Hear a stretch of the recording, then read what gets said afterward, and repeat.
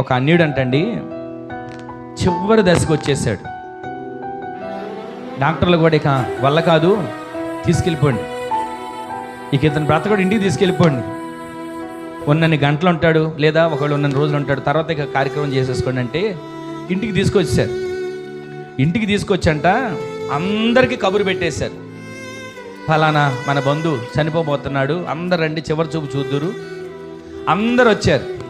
వచ్చిన వాళ్ళందరూ అయ్యో ఎంత బతికావు, చివరికి ఎలా అయిపోయావు, మాట కూడా రావట్లేదా అని చెప్పి వాళ్ళ మాటలో ఆ మాట అనుకోండి అంటున్నాడు, నారా అనుకోండి అంటున్నాడు. ఆ మాట అనకుండానే అతను చనిపోయాడు. అప్పుడు అందరూ అంటున్నారంట, అయ్యో ఈ మాట, ఒక్క మాట అంటే చాలు వెళ్ళిపోయేవాడు స్వర్గానికి, ఆ మాట అనకుండానే చనిపోయాడు. అందరూ బాధపడుతూ ఏడుస్తున్నారంట.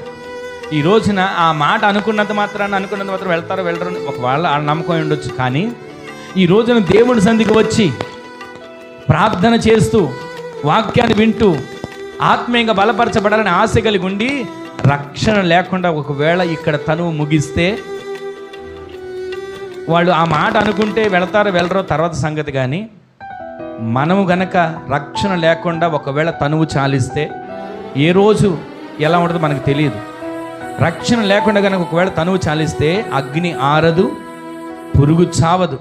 ఆ స్థలానికి వెళ్ళక ముందే రక్షణ అనే ప్రాకారంలో మనము భద్రపరచబడదుము గాక.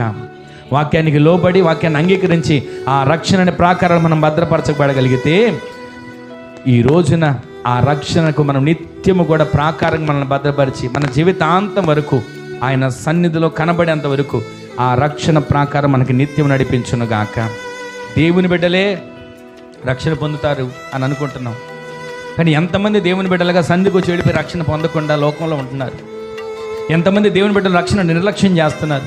ఎన్ని సంవత్సరాల నుంచి సువార్త వినబడుతున్నా, ఎన్ని సంవత్సరాల నుంచి వాక్యం వినబడుతున్నా, ఎన్ని వారాలు వాక్యం వినబడుతున్నా ఇలాగే చెప్తారులేండి, ఇలాగే ఉంటాయిలేండి, పొందుకోకపోతే ఏమవుతుందిలేండి, మేము నమ్మకంగా లేమా, యథార్థంగా బ్రతకట్లేదా, మేము దాన ధర్మాలు చేయట్లేదా, మేము మంచిగా బ్రతకట్లేదా, ఎవరైనా మోసం చేస్తున్నాం అని అనుకుంటున్నాం.